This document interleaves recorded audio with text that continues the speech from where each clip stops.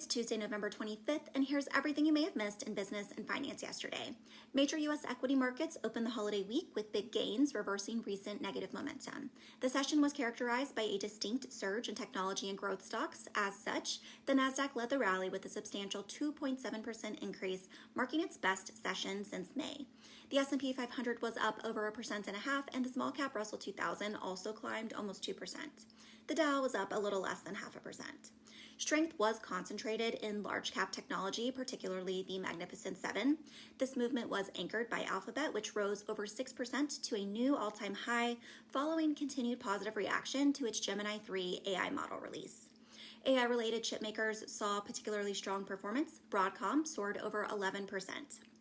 Bond markets rallied on shifting interest rate expectations, pushing the yield on the 10-year U.S. Treasury down 2 basis points to 404. Oil, gold, and Bitcoin prices also registered gains. Investor focus remains intently fixed on the Federal Reserve's path for December. Rate cut expectations intensified following additional commentary from Federal Reserve Governor Christopher Waller and San Francisco Fed President Mary Daly yesterday, who both publicly supported the case for a December rate cut, citing potential vulnerabilities in the labor market. These remarks amplified the dovish tone set by New York Fed President John Williams on Friday. Market expectations for a 25 basis point reduction next month have surged to above 80%, a significant increase from prior weeks. This shift occurs despite a critical lack of current economic data. Due to the government shutdown, the Fed will not receive key CPI inflation or labor market reports before the December 10th meeting.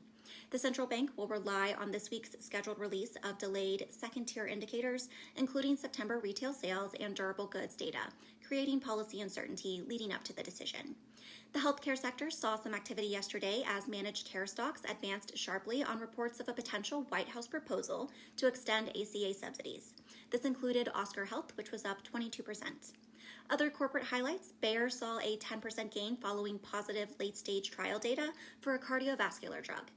Novo Nordisk shares declined over 5.5% after a phase 3 trial for its Alzheimer's drug based on its GLP-1 compound failed to meet its primary endpoint. As part of the AI boost, Micron Technologies was up almost 8% and Nvidia was up 2%.